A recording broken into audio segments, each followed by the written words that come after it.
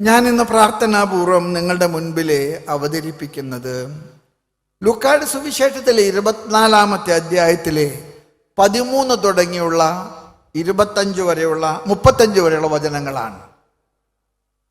ലൂക്കായുടെ സുവിശേഷം 24-ാമത്തെ അവസാനത്തെ അധ്യായത്തിലേക്ക് വളരെ മനോഹരമായിട്ടുള്ള ഒരു സന്ദർഭമാണിത്.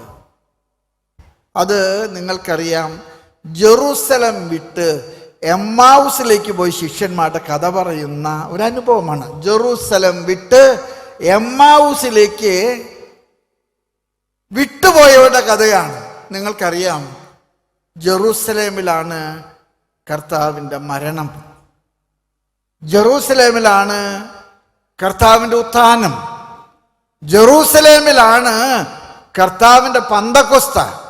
അതുകൊണ്ട് തന്നെയാണ് നമ്മുടെ കർത്താവ് ശിഷ്യന്മാർക്ക് കൊടുത്ത ഒരു വലിയ മുന്നറിയിപ്പുണ്ടായിരുന്നു. കർത്താവിൻ്റെ ആത്മാവ് നിങ്ങളിൽ വന്ന് നിറയുവോളം നിങ്ങൾ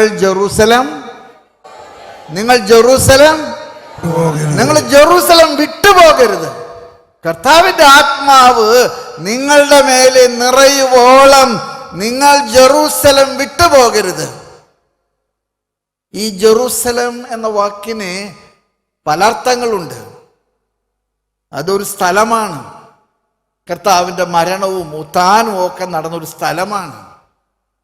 ഈ ജെറൂസലം എന്ന പദത്തിന് സഭാപിതാക്കന്മാർ നൽകുന്ന മറ്റു വലിയൊരർത്ഥമുണ്ട്. എന്താണെന്നറിയാമോ? ജെറൂസലം സഭയാണ്. ജെറൂസലം സഭയാണ്. അതുകൊണ്ട് തന്നെ നിങ്ങൾ ജെറൂസലം വിട്ടുപോകരുത് എന്ന് പറയുന്നതിൻ്റെ പിറകില് ഒരു വികാരമുണ്ട്. നിങ്ങൾ സഭയോടുകൂടെ ചേർന്ന് നിൽക്കണം. നമ്മുടെ യാത്ര സഭയിലൂടെയാണ്. സഭ വിട്ട് നിങ്ങൾ പോകരുത്. സഭയുടെ കൂട്ടായ്മ, സഭയുടെ കൗദാശികമായിട്ടുള്ള ശക്തി, സഭയുടെ വിശുദ്ധന്മാരുടെ വലിയ കൂട്ടുത്തരവാദിത്തങ്ങൾ, നിങ്ങൾ ജെറൂസലം വിട്ടുപോകരുത്. പരിശുദ്ധാത്മാവിനെ സ്വീകരിക്കാൻ കർത്താവ് നമുക്ക് നൽകിയ വലിയൊരു നിർദ്ദേശമാണ്. കർത്താവിൻ്റെ ആത്മാവ് നിങ്ങളിൽ നിറയുവോളം നിങ്ങൾ ജെറൂസലം വിട്ടുപോകരുത്. ഞാൻ ചിലപ്പോഴൊക്കെ പ്രിയപ്പെട്ട സഹോദരങ്ങളോടൊക്കെ പറയാൻ ആഗ്രഹമുണ്ട്. സഭയ്ക്ക് കുറവുകളുണ്ടാകാം, സഭയ്ക്ക് പ്രതിസന്ധികളുണ്ടാകാം. പക്ഷേ കർത്താവിൻ്റെ സഭയുടെ പ്രതിസന്ധികളുടെ ഒക്കെ നടുവിലും കർത്താവ് ഇളക്കുന്ന ബെത്സൈദ കുളമാണ് തിരുസഭ. കർത്താവ് ഇളക്കുന്ന ബെത്സൈദ കുളമാണ് കർത്താവിൻ്റെ സഭ. അവിടെയാണ് കർത്താവ് സൗഖ്യം നൽകുന്നത്, അവിടെയാണ് കർത്താവ് ശക്തി നൽകുന്നത്, അവിടെയാണ് കർത്താവ് നമ്മെ പടുത്തുയർത്താൻ വിളിക്കുന്നത്. അസീസിലെ ഫ്രാൻസിസിന്റെ കർത്താവ് വിളിച്ചത് ഒറ്റ കാര്യത്തിനാണ്: നീ എൻ്റെ സഭ പുതുക്കി പണിയുക. നിന്നെ ഞാൻ വിളിക്കുന്നത് എന്തിനാണ്? എൻ്റെ സഭ പുതുക്കി പണിയാൻ. പ്രിയമുള്ളവരെ, സഭയുടെ കുറവുകൾ കാണുമ്പോൾ നിങ്ങൾ അന്താളിക്കരുത്. സഭയുടെ കുറവുകൾ കാണുമ്പോൾ ഞാനും നിങ്ങളും മനസ്സിലാക്കേണ്ട ഒരു ഓർമ്മപ്പെടുത്തലുണ്ട്. ആ കുറവുകളുള്ള സഭയെ പുതുക്കിപ്പണിയാൻ കർത്താവ് എന്നെ വിളിക്കുന്നു.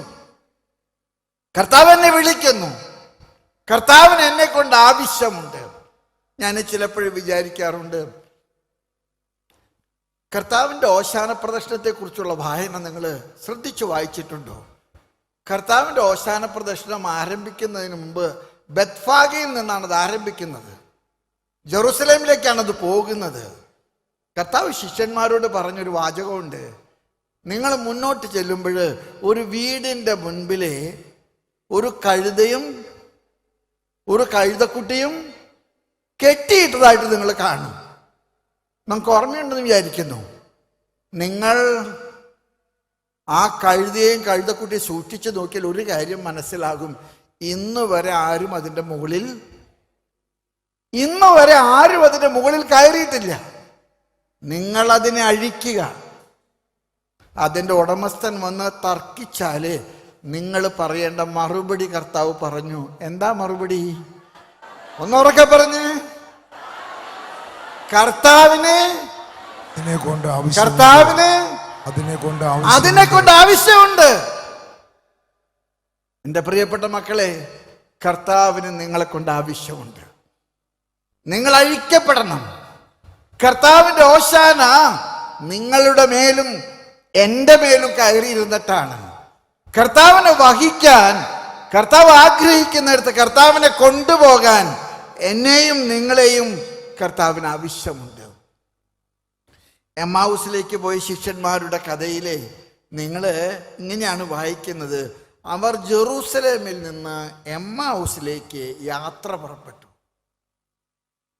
പേടിച്ചു പോയതാണ്. ജെറൂസലേമില് വടി വെട്ടാൻ പോയിട്ടുള്ളൂ, അടി തുടങ്ങാൻ പോണുള്ളൂ, അതുകൊണ്ട് വിട്ടവരാണ്.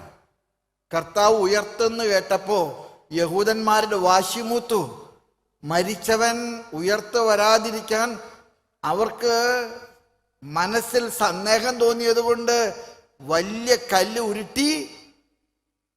ഉരുട്ടി അവനിനി പുറത്ത് കടക്കാതിരിക്കാൻ ഭീമമായ ഒരു കല്ല് ഉരുട്ടി വെച്ചു.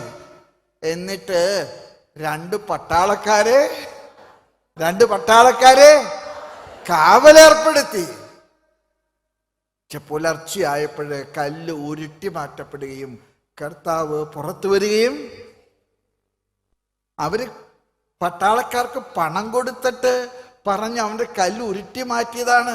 അവന്റെ മൃതശരീരം ഇതിൻ്റെ അകത്തു നിന്ന് അവന്റെ ശിഷ്യന്മാരെ കട്ടുകൊണ്ടുപോയതാണ്. അവൻ ഉത്ഥാനം ചെയ്തിട്ടില്ല. കർത്താവിന്റെ ഉത്ഥാനമാണ് സഭയുടെ വിജയത്തിന്റെ കൊടി. കർത്താവിന്റെ ഉത്ഥാനമാണ്. കർത്താവിന്റെ ഉത്ഥാനം. ഞാനിത് പറയുന്നത് ഒരൊറ്റ കാര്യം. എന്നൊക്കെയാണോ സഭ പീഡിപ്പിക്കപ്പെടുന്നത്, എന്നൊക്കെയാണോ നമ്മുടെ കുഴിമാടത്തിൽ കല്ല് വെച്ചടയ്ക്കുന്നത്, അന്നൊക്കെ നിങ്ങൾ ഓർക്കണം, കർത്താവ് കല്ല് ഉരുട്ടി മാറ്റുന്നവനാണ്. കർത്താവ് കല്ല് ഉരുട്ടി മാറ്റുന്നവനാണ്. കർത്താവ് ഉത്ഥാനത്തിന്റെ രാജനാണ്, ഉത്ഥാനത്തിന്റെ നാഥനാണ്. ഈ ജെറൂസലേമിൽ നിന്ന് എമ്മാവുസിലേക്ക് പോയ ശിഷ്യന്മാരെ പേടിച്ചിട്ട് വിട്ടവരാണ്. ഇവിടെ കുഴപ്പമുണ്ടാകാൻ പോകാണ്. അവൻ ഉത്ഥാനം ചെയ്തെന്ന് കേട്ടുന്നു. യഹൂദന്മാരുടെ ശത്രുത വർദ്ധിച്ചിരിക്കുകയാണ്. കർത്താവ് അവരുടെ കൂട്ടത്തിൽ അപരിചിതനായി, സഹയാത്രികനായി. ഇത്ര മനോഹരമായിട്ടുള്ളൊരു നിമിഷമാണ്. കർത്താവ് അവരുടെ കൂട്ടത്തിൽ സഹയാത്രികനായി. കർത്താവ് അവരോട് സംസാരിച്ചു. അവര് കർത്താവിനോട് തർക്കിച്ചെന്നാ പറയുന്നത്. അത് കർത്താവാണെന്ന് അവർക്ക് മനസ്സിലായിട്ടല്ല. കർത്താവിനോട് അവർ തർക്കിച്ചെന്നാ പറയുന്നത്. കർത്താവിനോട് ശക്തമായിട്ട് അവർ തർക്കിച്ചു. ഞങ്ങളും വിശ്വസിച്ചു അവൻ അത്ഭുതങ്ങൾ ചെയ്തപ്പോ അവൻ രക്ഷകനാണെന്ന്. പക്ഷെ അവന്റെ പണി കഴിഞ്ഞ വെള്ളിയാഴ്ച തീർന്നു. ഞങ്ങള് ജെറൂസലേം വിട്ടുപോകുന്നത് ഇപ്പോ കുറെ സ്ത്രീകൾ വന്ന് പറയാൻ തുടങ്ങിയിട്ടുണ്ട്, അവൻ കല്ലറയിൽ നിന്ന് പുറത്തു വന്നത്. കല്ലറ തുറന്നിട്ടുള്ളതാണ്, പക്ഷെ അവൻ ആരും കണ്ടിട്ടില്ല. അവൻ പുറത്തു വന്നിട്ടുണ്ടെങ്കിൽ യഹൂദന്മാർ അവനെ കശക്കിക്കളയും. അവിടെ വടി വെട്ടാൻ പോയിട്ടുള്ളൂ, അടി പൊട്ടാൻ പോണുള്ളൂ. ഞങ്ങൾ വിട്ടുപോകുന്നവരാണ്. കർത്താവ് അവരുടെ കൂടെ ഒരു കാര്യം എനിക്ക് ഉറപ്പാണ്. എന്നൊക്കെയാണോ സഭയ്ക്ക് പ്രതിസന്ധികളുള്ളത്, എന്നൊക്കെയാണോ സഭ വലിയ പ്രതിസന്ധികളിലൂടെ കടന്നു പോകുന്നത്, വഴിമുട്ടിയിട്ടുണ്ട് എന്നൊക്കെ, അന്നൊക്കെ നമ്മുടെ കൂടെ ആര് സഹയാത്രികനാണ്? കർത്താവ് സഹയാത്രികനാണ്. കർത്താവ് സഹയാത്രികനാണ്. കർത്താവ് നമ്മെ ഉത്ഥാനത്തിലേക്ക് വിളിക്കുന്നു. കർത്താവിന്റെ ഉത്ഥാനം ആഘോഷിക്കാൻ നമ്മളെ വിളിക്കുന്നു. ഈ എമ്മാവുസിലേക്ക് പോയി ശിഷ്യന്മാര് ഒരാളുടെ പേര് നിങ്ങൾക്കൊന്ന് ഓർമ്മപ്പെടുത്തി പറയാമോ? ഒരാളുടെ പേര് അവിടെ പറയുന്നു. രണ്ടുപേരായിരുന്നു.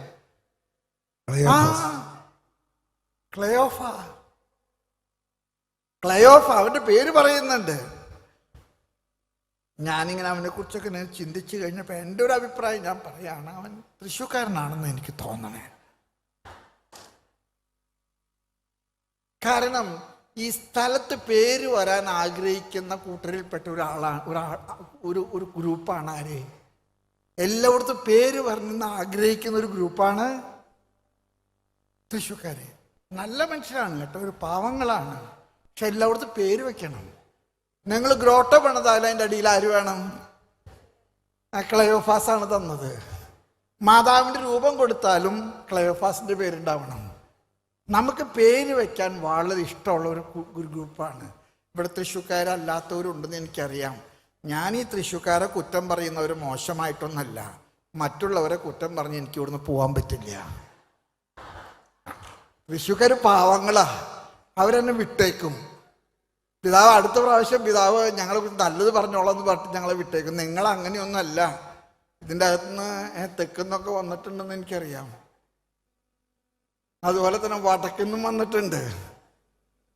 ഈ കേരളത്തിലെ ഏറ്റവും പാവങ്ങളുള്ള ഒരു സ്ഥലമാണ് തൃശ്ശൂര്.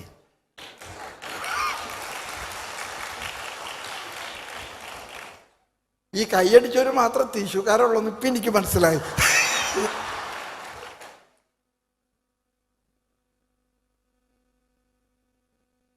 ഈ ജെറൂസലം കിഴക്കാണ്, എമ്മാവുസ് പടിഞ്ഞാറാണ്. വളരെ അർത്ഥവത്തായിട്ടുള്ളൊരു പ്രയോഗമാണിത്. ജെറൂസലം ഭൂമിശാസ്ത്രപരമായിട്ട് കിഴക്കിലാണ്, എമ്മാവുസ് കിടക്കുന്നത് പടിഞ്ഞാറാണ്. അതുകൊണ്ട് ഈ രണ്ട് ശിഷ്യന്മാരുടെ യാത്ര ഉദയത്തിൽ നിന്ന് അസ്തമനത്തിലേക്കാണ്. ഉദയത്തിൽ നിന്ന് അസ്തമനത്തിലേക്കാണ് അവരുടെ യാത്ര. പക്ഷേ ഒരു അപരിചിതൻ അവരുടെ കൂട്ടത്തിൽ കൂടി. ആ അപരിചിതൻ അവരോട് സംസാരിച്ചു. ആ അപരിചിതൻ അവരോട് തർക്കിച്ചു. ഇവിടെ ചില പ്രയോഗങ്ങളൊക്കെ എനിക്ക് വളരെ ഇഷ്ടപ്പെട്ടു. അവരുടെ കണ്ണുകൾ മൂടപ്പെട്ടിരുന്നു. പരസ്പരം ആരാണെന്ന് തിരിച്ചറിയാൻ പറ്റാത്ത വിധത്തില് കണ്ണുകൾ മൂടപ്പെട്ടിരുന്നു. കാഴ്ച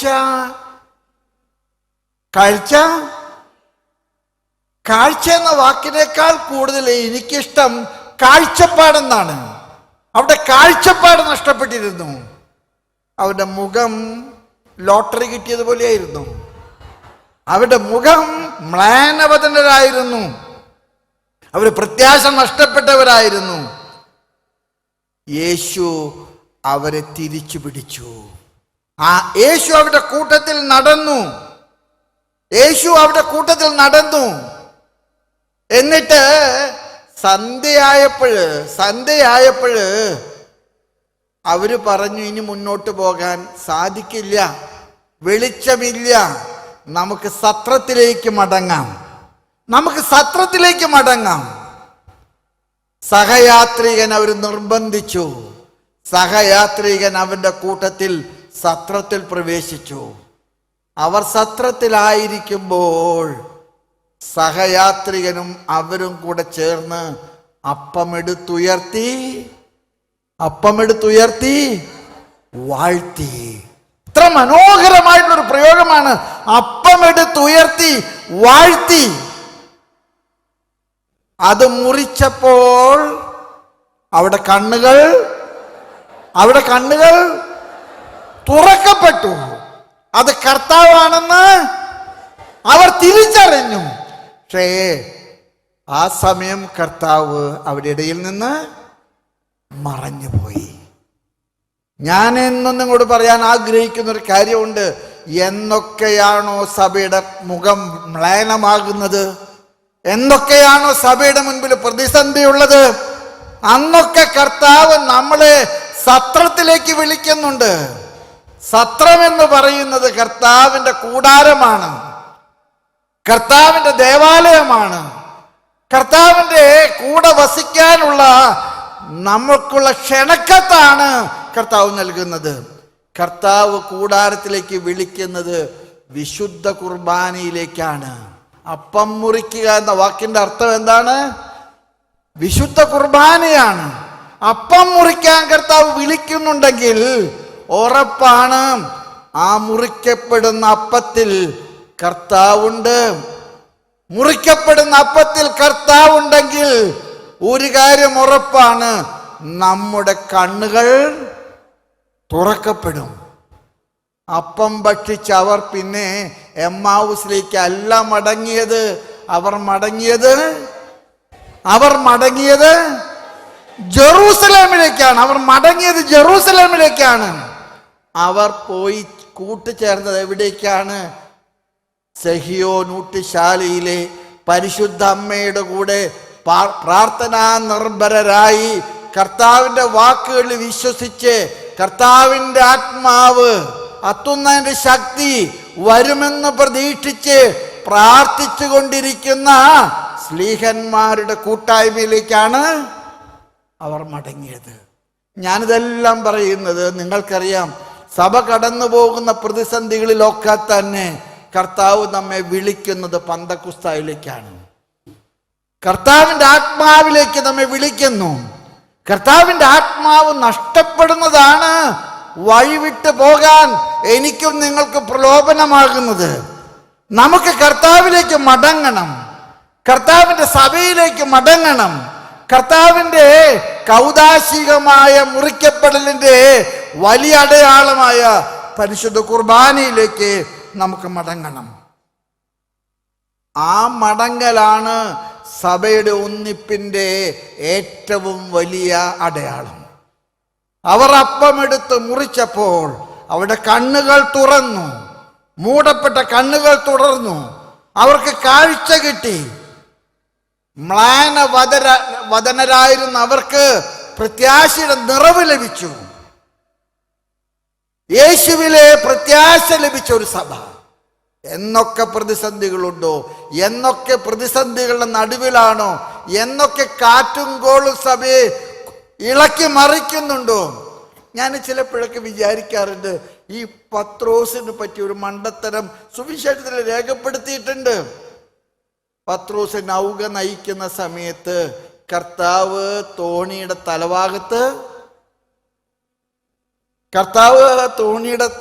തലഭാഗത്ത് ഈ പത്രോസ് ചെയ്തൊരു മണ്ടത്തരം ഉണ്ടല്ലോ.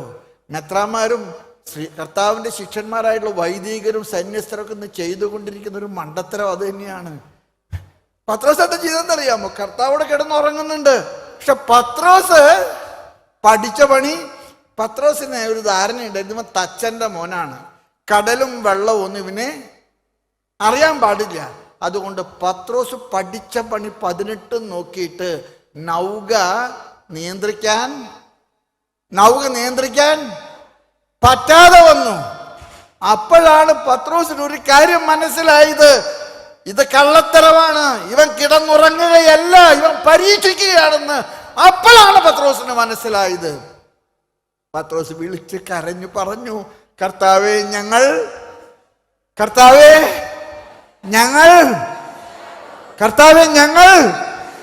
നശിക്കാൻ പോകുന്നു. കർത്താവ് കണ്ണു തുറന്നു, കടലിലേക്ക് നോക്കി. കർത്താവ് കാറ്റിനെ പ്രിയമുള്ളവരെ, സഭ കടന്നു പോകുന്ന പ്രതിസന്ധികളില് എനിക്കും നിങ്ങൾക്കും ചെയ്യാൻ ഒറ്റ ദൗത്യമേ ഉള്ളൂ, കരങ്ങൾ ഉയർത്തുക, കർത്താവിനെ വിളിക്കുക. നമുക്ക് വിളിക്കാം. Hallelujah, hallelujah. കർത്താവേ വരേണമേ, കാറ്റിനെ ശാന്തമാക്കണേ, കടലിനെ നിയന്ത്രിക്കണമേ. ഞങ്ങളുടെ കുടുംബങ്ങളെ, ഞങ്ങളുടെ ഇടവകളെ, ഞങ്ങളുടെ കൂട്ടായ്മകളെ നിയന്ത്രിക്കണമേ, കാറ്റിനെ ശാന്തമാക്കണമേ. പ്രിയമുള്ളവരെ, കാറ്റ്, കടല്, ഇതൊക്കെ ഞാനും നിങ്ങളും നിയന്ത്രിക്കാൻ നോക്കിയാൽ നടക്കില്ല. കർത്താവിനെ വിളിച്ചുണർത്തണം. എല്ലാ പ്രതിസന്ധികളും കർത്താവിനെ വിളിച്ചുണർത്താനുള്ള വലിയൊരു അവസരമാണ്. കർത്താവിനെ വിളിച്ചുണർത്തുക. കർത്താവ് എല്ലാം ശാന്തമാക്കും. എമ്മാവുസിലേക്ക് പോയ ശിഷ്യന്മാരെ സന്ധ്യയായപ്പോൾ പറഞ്ഞു, ഇനി വെളിച്ചം ഉണ്ടാകില്ല, നമുക്ക് മുന്നോട്ട് പോകാൻ പറ്റില്ല, നമുക്ക് സത്രത്തിലേക്ക് പോകാം. ഈ സത്രം വളരെ അർത്ഥവത്തായിട്ടുള്ളൊരു പ്രയോഗമാണ്. സത്രം സഭയാണ്. നമുക്ക് സഭയിലേക്ക് പോകാം. അവർ അത്താഴത്തിന് ഒന്നിച്ചിരുന്നപ്പോൾ അവൻ അപ്പമെടുത്ത് വാഴ്ത്തി മുറിച്ചു. അവിടെ കണ്ണുകൾ തുറക്കപ്പെട്ടു. അവിടെ കണ്ണുകൾ തുറക്കപ്പെട്ടു. അവർക്ക് മനസ്സിലായി കർത്താവാണെന്ന്. അവരുടനെ തന്നെ കർത്താവിൻ്റെ കരം പിടിക്കാൻ നോക്കി. കർത്താവ് അപ്രത്യക്ഷനായി. കർത്താവ് കരം നമുക്ക് നൽകുന്നത് കൂദാശകളിലൂടെയാണ്. കുമ്പസാരവും കുർബാനയും വിവാഹവും മാമോദീസായും സ്ഥൈര്യലേപനങ്ങളും രോഗീലേപനങ്ങളും എല്ലാ കൂദാശകളും കർത്താവിൻ്റെ കരം നമുക്ക് നൽകുന്നതാണ്. കർത്താവിൻ്റെ കരം പിടിക്കാൻ നമ്മൾ തയ്യാറാകണം. അവർക്ക് അപ്പം മുറിച്ചപ്പോൾ സംഭവിച്ച അത്ഭുതം, അവിടെ കണ്ണുകൾ തുറക്കപ്പെട്ടു. അവിടെ കണ്ണുകൾ തുറക്കപ്പെട്ടു എന്ന അതേ നിമിഷത്തിൽ പറയുന്നൊരു കാര്യമുണ്ട്. കർത്താവ് അവരിൽ നിന്ന്, കർത്താവിൻ്റെ സഭയിലാണ് കർത്താവ്. കൗദാശികമായിട്ടുള്ള എല്ലാ അനുഷ്ഠാനങ്ങളിലും കർത്താവിൻ്റെ സാന്നിധ്യമുണ്ടെന്ന് നിങ്ങൾ തിരിച്ചറിയുക. പ്രിയമുള്ളവരെ, ജെറൂസലേമിലേക്ക് മടങ്ങിയ അവരെ പന്തക്കുസ്തായുടെ അംഗങ്ങളായി. അവര് എമ്മാവൂസിലേക്ക് പോയിരുന്നുവെങ്കിൽ അവർ പന്തക്കുസ്തായിൽ പങ്കെടുക്കുമായിരുന്നു. കർത്താവ് ചിലപ്പോൾ മടക്കം തിരിച്ചു വിളിക്കും. നമ്മൾ തിരിച്ചു വിളിക്കുന്നത് പന്തക്കുസ്തായിലേക്കാണ്. ഈ പന്തക്കുസ്തായുടെ അനുഭവത്തിലേക്ക് തിരിച്ചു വരാൻ പ്രിയമുള്ളവരെ നമുക്ക് കഴിയട്ടെ. പ്രതിസന്ധികളുണ്ട്, ബുദ്ധിമുട്ടുകളുണ്ട്. എത്ര നീന്തിയാലും കരകാണാത്ത വിധത്തിലെ കടൽ വിശാലവും ആഴവുമാണ്. പക്ഷെ മറക്കരുത്, കർത്താവ് കൂടെയുള്ളിടത്തോളം കാലം നിന്റെ യാത്ര സുഗമമായിരിക്കും, നിന്റെ യാത്ര ലക്ഷ്യത്തിലെത്തും. ഞാൻ ഈ പ്രതിസന്ധികളുടെ ഒക്കെ നടുവിലെ കർത്താവിനോട് ഒറ്റ കാര്യം മാത്രമേ ചോദിക്കുന്നുള്ളൂ: കർത്താവെ, കൂടെ ഉണ്ടാകണേ. നാദാ, ഒന്നുറക്കം പറഞ്ഞേ. ഇത്ര മനോഹരമായിട്ടുള്ളൊരു പ്രയോഗമാണത്. നാദാ, കൂടെ വസിക്കണേ. നാദാ, കൂടെ വരേണമേ. നാദാ, കൂടെ ഉണ്ടാകണമേ. എല്ലാ പ്രതിസന്ധികളും നമുക്ക് കഴിയും. പ്രിയമുള്ളവരെ, ഞാൻ നിങ്ങളോടൊക്കെ പറയാൻ ആഗ്രഹിക്കുന്ന ഒരു വലിയ കാര്യം ഇത്രയേ ഉള്ളൂ. കർത്താവ് ശിഷ്യന്മാരെ വിളിച്ച ഒരു വലിയ പ്രയോഗമുണ്ട്. അത് എനിക്ക് തോന്നുന്നു നമ്മളെയും കർത്താവ് നോക്കി ബോഷന്മാരെ. എന്താ പറഞ്ഞേ? നിങ്ങൾ എന്നെ നോക്കിയല്ല വിളിക്കണ്ടേ, നിങ്ങളെ നോക്കിയാ വിളിക്കണ്ടേ. കർത്താവ് എന്താ വിളിച്ചത്? ബോഷന്മാരെ. നമ്മൾ പലപ്പോഴും പ്രതിസന്ധികൾ കാണുമ്പോൾ നമ്മളാൽ ഇതൊക്കെ നിയന്ത്രിക്കാൻ പറ്റുമെന്ന് കർത്താവ് അതുകൊണ്ട് പറഞ്ഞു, എൻ്റെ പൊന്ന് ബോഷന്മാരെ, നിങ്ങൾക്ക് സാധിക്കാത്തത് കർത്താവിനെ ഏൽപ്പിക്കുക. നിങ്ങൾ കർത്താവിനെ ഏൽപ്പിക്കുക. ബോഷന്മാരെ. അടുത്ത വാചകം എന്താണെന്നറിയാമോ? ഇതെല്ലാം അവൻ സഹിക്കേണ്ടിയിരുന്നുവെന്ന്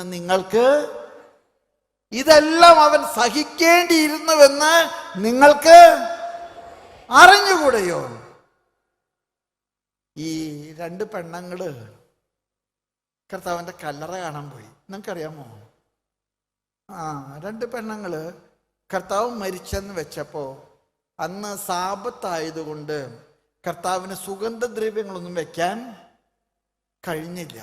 അതുകൊണ്ട് സ്ത്രീകൾക്ക് ഭക്തി കൂടുതലാണ്. അതുകൊണ്ട് അവര് സുഗന്ധവ്യഞ്ജനങ്ങളൊക്കെ ആയിട്ട് ഈ കല്ലറയിലേക്ക് പോണ സമയത്ത് ഈ രണ്ട് പെണ്ണുങ്ങളും കൂടെ ചർച്ച ചെയ്തൊരു വിഷയം ഉണ്ടായിരുന്നു. എന്താ ചർച്ച ചെയ്തതെന്നറിയാമോ? ആരാണ് ആകെ കൂടെ കല്ലുരുട്ടി മാറ്റാൻ അതിൽ ബുദ്ധിയും ആരോഗ്യവും ഉണ്ടായിരുന്ന ഒരാളായിരുന്നു യൂദാസായിരുന്നു.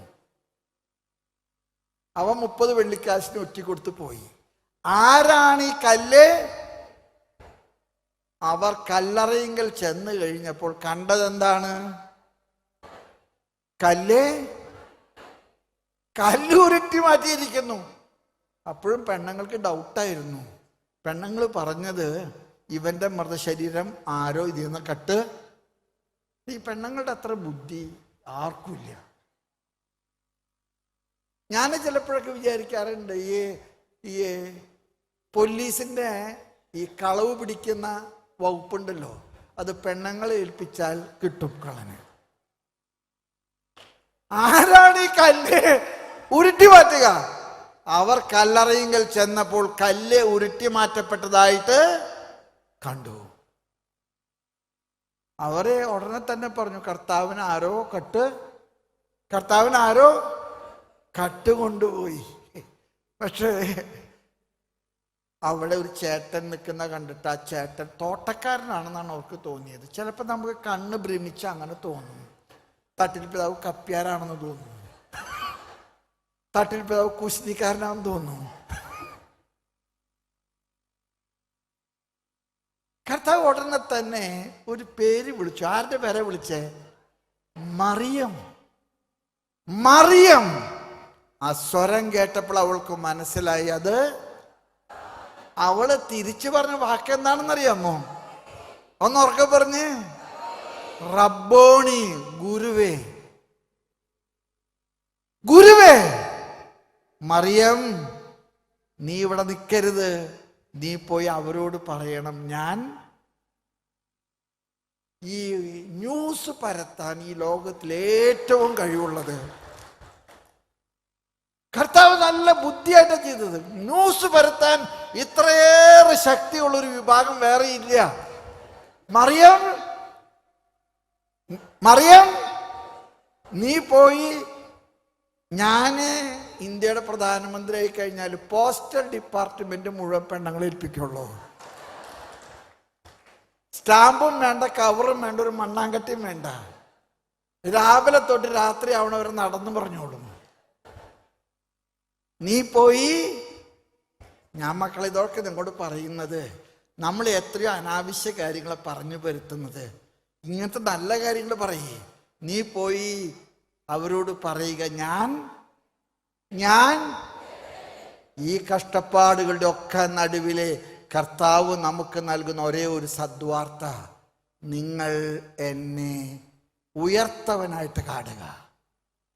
മരണത്തെ കീഴടക്കി പുറത്തു വന്നവനായിട്ട് നിങ്ങൾ എന്നെ കാണുക. കഷ്ടപ്പാടുകളുടെ നടുവില്, സങ്കടങ്ങളുടെ നടുവില്, സംഘർഷങ്ങളുടെ നടുവില് അടഞ്ഞ കല്ലറയല്ല, തുറന്ന കല്ലറ, ഉത്ഥാനത്തിന്റെ അടയാളമായ കല്ലറ. മറിയം, നീ പോയി അവരോട് പറയുക, ഞാൻ ഉയർത്തെഴുന്നേറ്റുവെന്ന്. അതുകൊണ്ട് തന്നെ എൻ്റെ പ്രിയപ്പെട്ട എല്ലാ സഹോദരങ്ങളോടും എനിക്ക് പറയാൻ ആഗ്രഹമുണ്ട്, ഈ കൺവെൻഷൻ ഒരു പ്രത്യാശയുടെ കൺവെൻഷനാണ്. ഇതൊരു പ്രത്യാശയുടെ കൺവെൻഷനാണ്. ഞാനും നിങ്ങളും കർത്താവ് ഉത്ഥാനം ചെയ്തു എന്ന സദ്വാർത്ത ലോകത്തോട് അറിയിക്കാൻ വിളിക്കപ്പെട്ടവരാണ്. സങ്കടങ്ങളുണ്ട്, സംഘർഷങ്ങളുണ്ട്, പ്രതിസന്ധികളുണ്ട്, പരാജയങ്ങളുണ്ട്. സഭയുടെ മുൻപിലുള്ള വഴികൾ വളരെ ഇരുളടഞ്ഞതാണ്.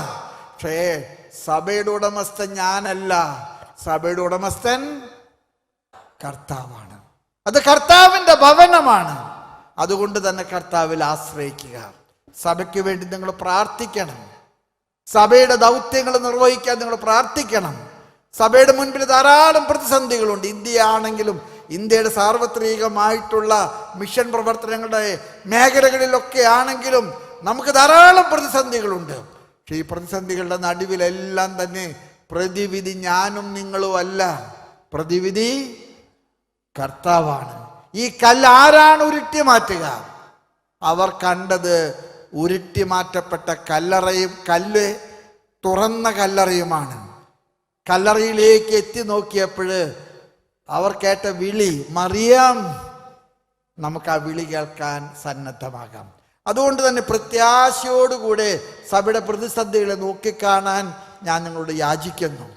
പിതാവിന് വേണ്ടി, എല്ലാ പിതാക്കന്മാർക്ക് വേണ്ടി, എല്ലാ രൂപതകൾക്ക് വേണ്ടി, എല്ലാ സന്യാസമൂഹങ്ങൾക്ക് വേണ്ടി, ഭാരതത്തിലെ സർവ്വ രൂപതകളെയും മെത്രാന്മാരെയും ഒക്കെ സമർപ്പിച്ചിട്ട് നിങ്ങൾ പ്രാർത്ഥിക്കണം.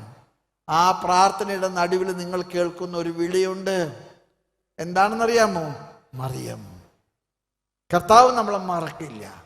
കർത്താവ് നമ്മുടെ പേര് വിട്ടുകളയില്ല. കർത്താവ് നമ്മെ ചേർത്ത് പിടിക്കും. അതുകൊണ്ട് തന്നെ ഈ കൺവെൻഷനിൽ ഞാൻ നിങ്ങളോട് സംസാരിക്കാൻ ആഗ്രഹിക്കുന്ന ഒരേ ഒരു സന്ദേശം മാത്രമേ ഉള്ളൂ.